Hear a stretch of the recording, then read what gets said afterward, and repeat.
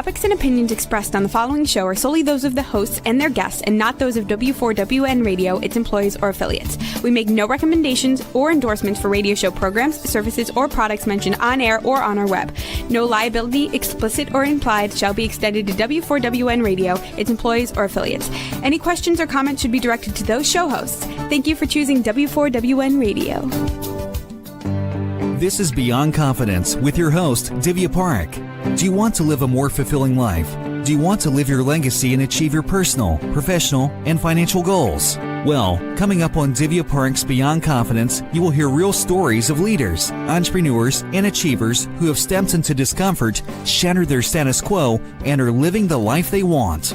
You will learn how relationships are the key to achieving your aspirations and financial goals. Moving your career or business forward does not have to happen at the expense of your personal or family life, or vice versa. Learn more at www.divyaparekh.com, and you can connect with Divya at contact@divyaparekh.com. This is Beyond Confidence, and now here's your host, Divya Parekh. Good morning, listeners, and so thrilled to be here with you. It's Tuesday. So, if you have got our books, thank you for doing so. If not, we invite you to get our books. Either one of them, Expert to Influencer or The Entrepreneur's Garden. And today I want to talk about the kindness of one of our readers. So what I want to share is that they want to remain anonymous, and I'm going to respect that. So one of the readers heard one of our podcast episodes, and they found out that we share some of the profits with Kiva.org. So what they did was, not only they shared the book with their community, but they also donated for Kiva.org and sent me the picture of the entrepreneur that they had helped out with. So isn't that powerful? Getting the message across. And that's what the idea is with the books. So keep the kindness circle going, helping people without strings attached. And let's bring in our guest. Welcome, Dr. Dionne. Good morning, Divya. Good to be with you. Thanks for having me. Good to have you. So we start out with a moment from your childhood or youth where you can recall either it was a person or a moment that left a positive mark on you. I would have to mention my parents. So I had two great parents, which I realize now that I'm older and a parent myself, that it's actually pretty difficult to do. But they were pretty involved. They were engaged. They were smart. And I love their philosophy in that they allowed me to be who I was and to take chances and risks, but did not make me feel like I was attaching my accomplishments to my self-worth. I always felt loved, and that was a good thing. Isn't that powerful? Because so many kids, that's so near and dear to my heart, because so many people are craving that. They're seeking parents' approval, and in that shapes their whole of their life. So good for your parents.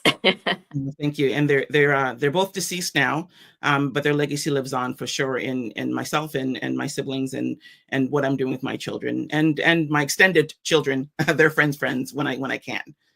Of course. Yes. And that's the beauty of positivity, because just like negativity spreads, positivity spreads too, just by being who you are, and you are that example for people. So As you grew up, did you have any particular interest that you pursued? So I kind of fell into track and field. I realized in 6th or 7th grade that I ran fast. Well, actually, somebody discovered that I ran fast. And from there, it was just, I was put into track and field, and I essentially competed. And from 6th grade all the way up through graduation, I was on the junior national team. The senior national team ended up getting a full scholarship to Rice University and in Houston. And I can say that was the essentially the turning point in my life, in that my parents at the time, they were immigrants and didn't necessarily have all the money in the world. So that afforded me to get an education for free. And I think I attest my ability to run fast to why I'm sitting here with you today. That is so powerful. Now, tracking can be sort of an individual sport or maybe not. So tell us a little bit more about that, because there's so many parents who are thinking, oh no, I need to put my kid in a team sport or something like tennis or golf, what would you tell them? So track and field is pretty unique because I ran the 100 meters, but I also ran the 4x1 relay, which is actually a team effort. So I had the best of both worlds in that regard. I will say to parents that I think it's extremely important that your child do something. And as I shared, my gift was running fast. Sometimes people play violin, anything, as long as the child is able to discover what their strengths are, I think that's a good thing. And I would be remiss if I didn't share that my parents actually helped me support that. So every weekend they were taking me to track meets, they were traveling, they were doing everything they could to support that effort. So I think it's important that parents definitely will help their children find that gift, because I believe we all have that. And also how do you water it? How do you water the seeds once you discover them? That definitely makes sense. That allow the child to flourish in the area that they're good at, because what they're doing is they're developing their strengths, and as they develop their strengths, they're developing the confidence. So for you specifically, like you ran track, what would you say were a couple of lessons that you took along with you to college? Oh, wow. I was very disciplined. And so essentially my job, I called it a job. It wasn't a job. I didn't get paid for it. But I would get up in the morning, go to school all day. And then after school, I'd be lugging my bags, go straight down to the track and train for at least 2-3 hours, and come home. I still haven't showered. I still haven't eaten, still haven't done my homework. And I essentially did that routine for my entire high school life. And that carried over into my university days. So actually, by the time I got to university, it actually felt pretty easy in that I had that discipline already established, and I had a routine down, essentially. And that's one of the reasons I love sports. Doesn't matter what format it is, it brings that discipline that nothing else can bring. And also, depending on which sport you're in, not only you're learning that sportsmanship, which is so powerful, which carries you throughout the life, and along with that discipline and camaraderie and team building, it brings just so much. So Absolutely. Now fast forward, what was your major in college, and what was the rest of the journey? So my undergrad is kinesiology and health sciences. And then I did a master's degree. Actually, sorry, before that, I did a teaching degree at University of Toronto. And I also did a master's degree looking at adult education. It's a long title. I'm not going to go into it. And then I did my PhD in organizational learning and development. So I see a detour that you were in the States, and then you went to University of Toronto. So what was that journey like, and what brought the decision? So I actually grew up in Toronto, Canada. I was born and raised there. And so I went down to Houston when I got the track scholarship at Rice. And then I went back to Toronto, met my husband, and he was actually on his way to California. And I said, well, I already lived in the States. So we ended up moving to California. And then we've been in the States now for probably almost 30 years. So essentially this is my home. Got it. And so now, what brought you to organizational learning? Because I can kind of see the progression that, you were in education, and then of course that education and adult learning, it kind of moves towards that understanding how people learn and how to that. But what was it that specific that drew you to organizational learning? So to your point, so I started my career as a classroom teacher. I taught high school. And if you've ever worked in a high school or had experience with high school, even if as a parent looking at the behaviors of some of the adults in the schools, they also need a little bit of education.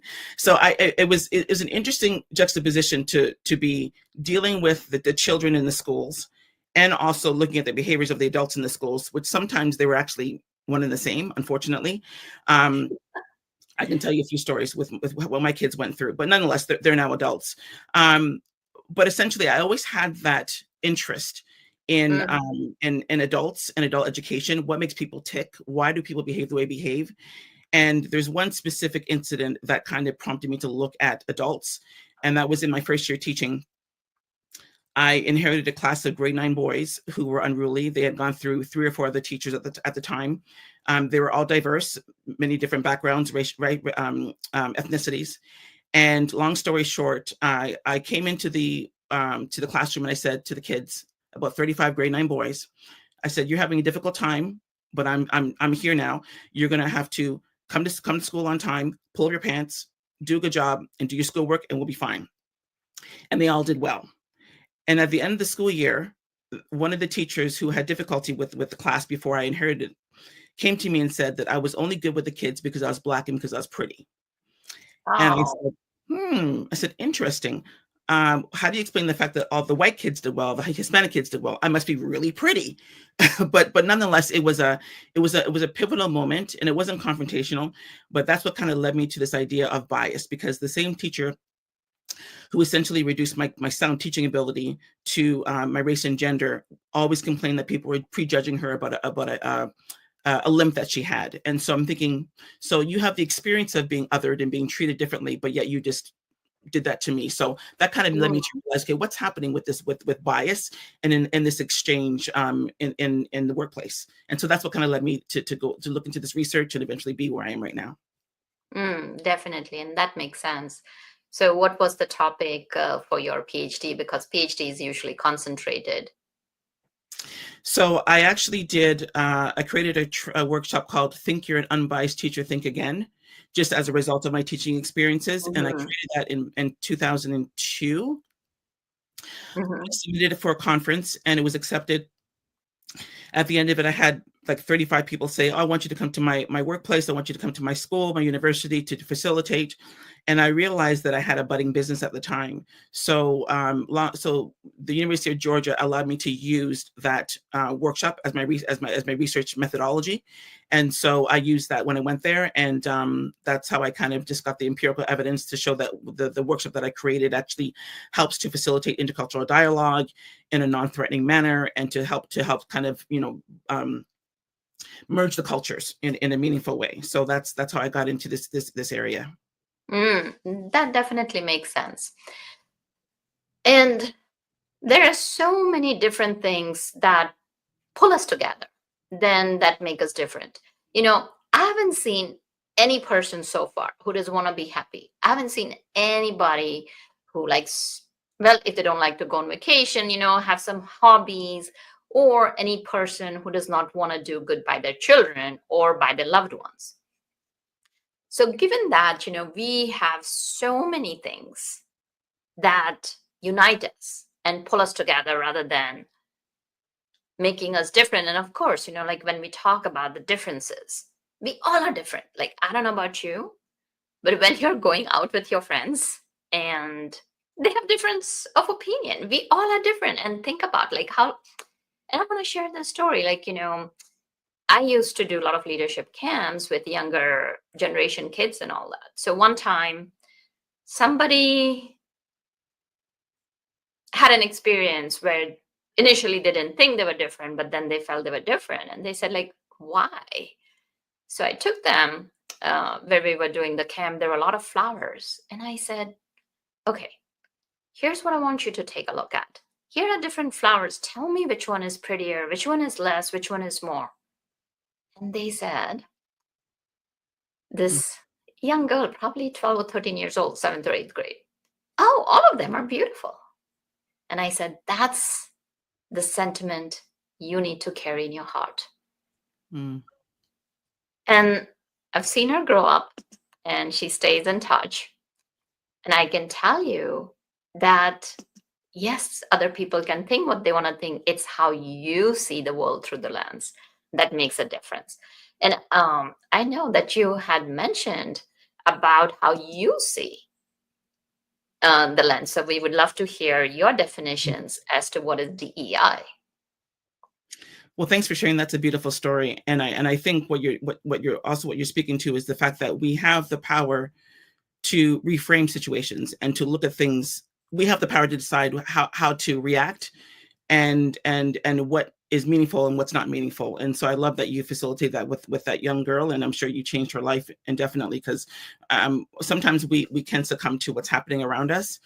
And And then in respect to DEI, that's actually my approach. Actually, my second book that I'm working on right now, so I won't give away everything, but Sure.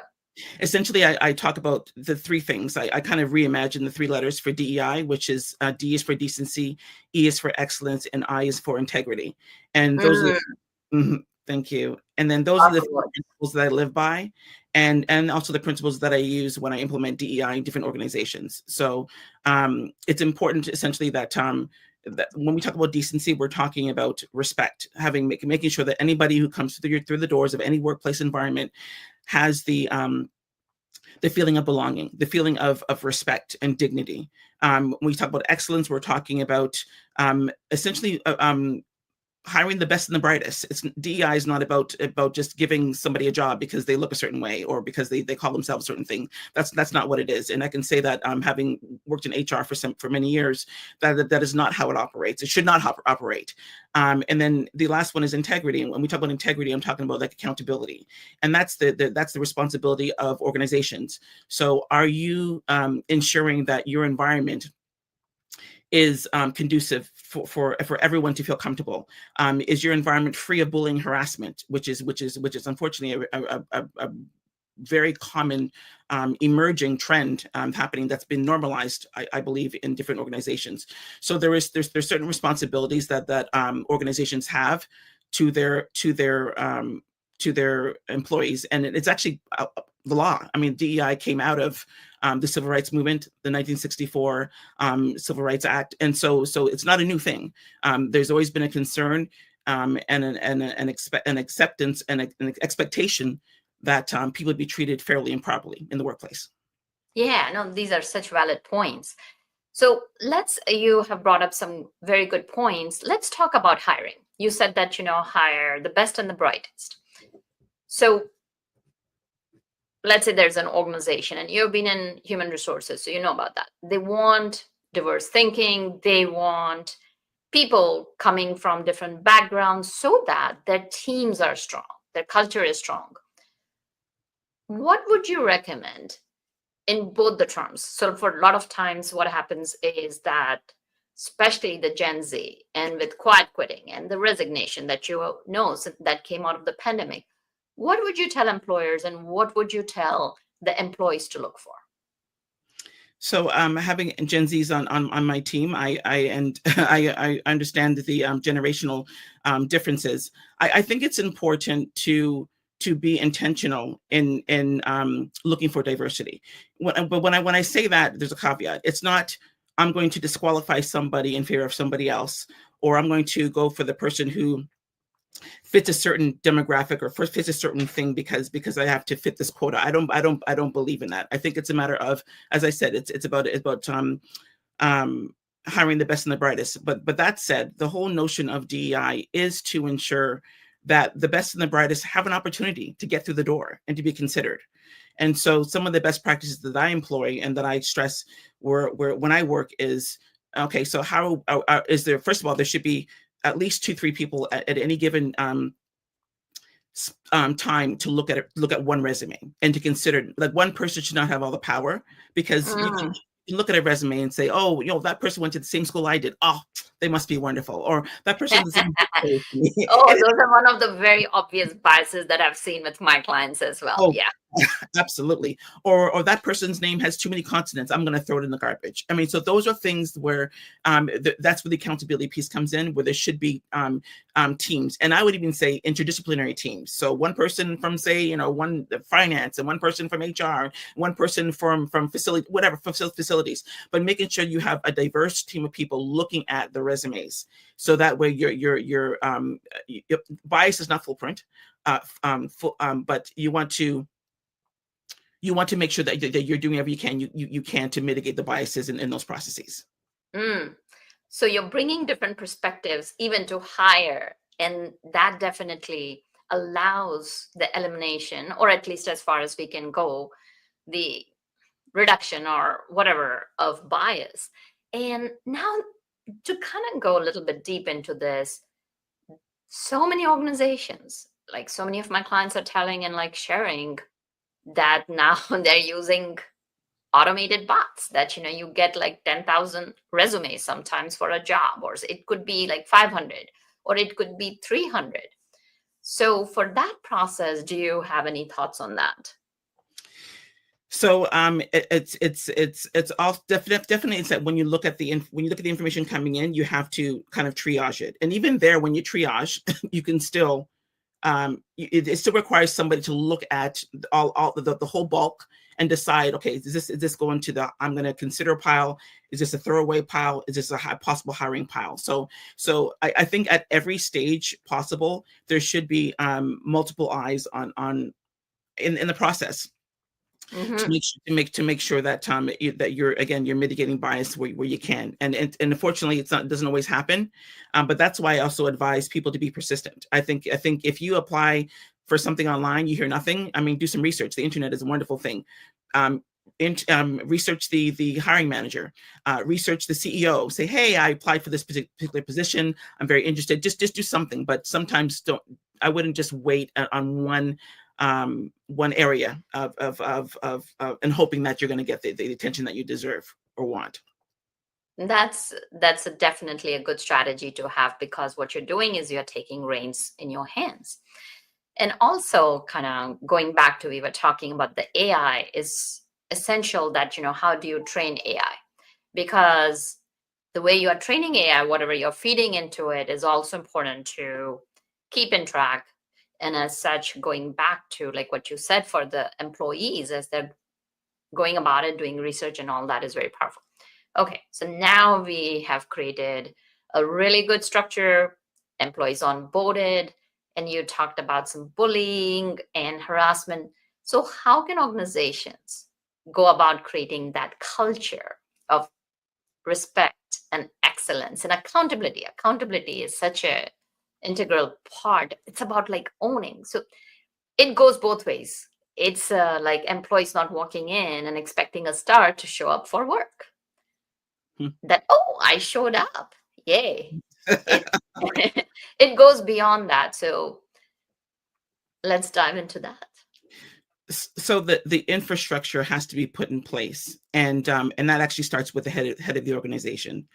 And leadership team. And so if the head of an organization is not on board to create a culture of inclusivity, it's not going to happen. And I've seen situations where there have been attempts to kind of create a culture where it should to create a culture of that's ideal. But sometimes if a leader's not on board or doesn't have the capability to be on board, it's futile. It's futile efforts. So so that's my first point. But ultimately, sometimes it has to happen from the ground up as opposed to the head down. And I say that with regard to situations where there have been workplace environments where employees have basically revolted and they said, you know what, I don't like the way I'm being treated here, or I'm complaining about this. Or they decide to file a complaint, go to the EEOC or something. And that in turn forces the powers that be to start to shift and change their lens and their approach to how they govern the workplace environments. So, but I also, with that, I believe that DEI should be embedded in all areas. And so when I've taken positions as chief diversity officer or as a head of diversity in different places, I've always candidly asked, I said, is this a figurehead position? Or am I actually going to be doing some work here? Am I allowed to actually do what I was hired to do? And because I'm not a person, you can probably tell I'm not someone who just will sit there and just not say what I think. Definitely not. Yeah. And there are times where I had to say, hey, you know what? Oh, that's why I was hired for this. This is why I'm sharing my opinion. And so I think it's important that when you're implementing DEI, that it's not just kind of like an additive. It's not over there. It's not in one area. It should be permeated across the entire organization. So then it doesn't feel like an anomaly, and it starts to feel normal. So in my role, I show up everywhere, and so I also am available to people to respond to situations that may arise. Anywhere from coaching to recommendations to HR to get things evaluated, looking at policies and procedures. How are they functioning? And one thing in particular I do with teams and leaders is if you happen to have the same outcome over and over again, where a particular group of people is not are basically left on the margins, or they're not getting what they should in comparison to others, that means that the methodology is not right. That means the protocol has to be assessed. And sometimes people don't realize that when there are issues in organizations, it could be people or process. And sometimes people will they would think that it's a people issue, but it's actually a process issue. And so when my approach to this work is to look at, okay, how are we doing things? How are the procedures and the protocols, and are they yielding the outcomes that we want? And then from there you can say, okay, maybe it was a people issue. But I like to look at how the structure is at first. Yeah, that makes sense, because what you're doing is that, are we providing the tools? Are we providing the resources for people to be successful? And Absolutely. we have taken a look at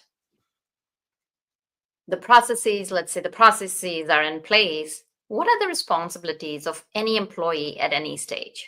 Because the way I see it is that, when you're doing a handshake, you need both whether it's the one person or two person, or whether it's a hug, or whether it's smiling at each other, you need the participation of both. So what can employees do so that they can step into leadership? Because everybody wants to grow, everybody wants to learn. How can they show up as leaders and take some of the responsibility? That's a big one, Divya. I think I wrote down the word buy-in. First, there should be buy-in to the philosophy and what people want for the culture. And I always say that everybody has a hand in how they create their own culture. So I say I don't get paid enough money to go into a workplace environment for 8 hours and be mistreated or deal with rude people, or having a frog in my throat, afraid to see somebody and turn the other way. I do not believe in entering those kind of environments. So I always tell employees that you have if you have ownership, you decide, you dictate the rules of engagement with people, you dictate the environment that you want to enter into. So that's the first thing. At the same time, and we kind of alluded to this earlier, is the notion of self-reflection. I think people should recognize. I'll go back to the example I shared with the my colleague with teaching and basically saying that I was with the students. That was a moment where this person at the same time is complaining that she's not being treated properly. She basically just kind of just reduced my sound teaching ability.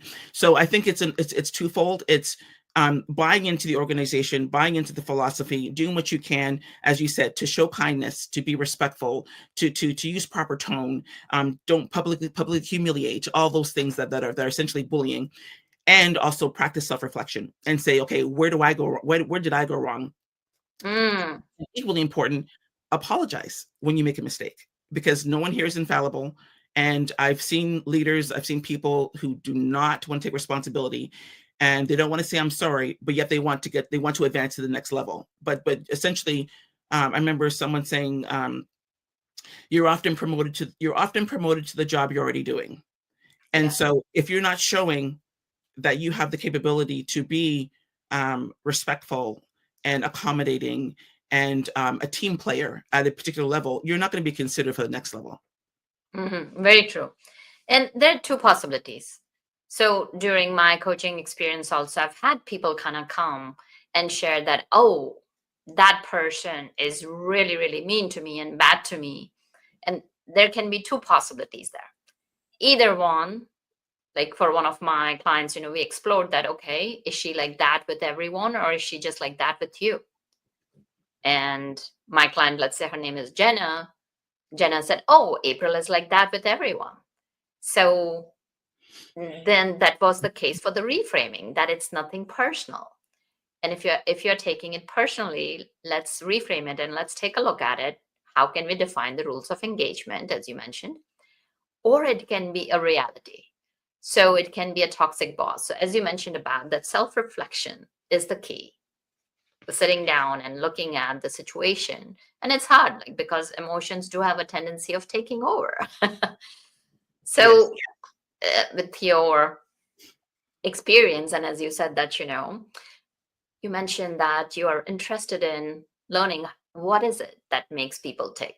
So when people are in the throes of emotion, what would you highlight as 1 or 2 steps that can help them take a step back and look at the situation objectively? You just said it, take a step back. I mean, sometimes you have to definitely hold your tongue and just shut it down. And sometimes you have to actually physically leave an environment in order to not be pulled into the gutter or the pig pen, whatever. It depends on the day. That's what I call it. And you raise a good point, because we tend to want to personalize things when things happen.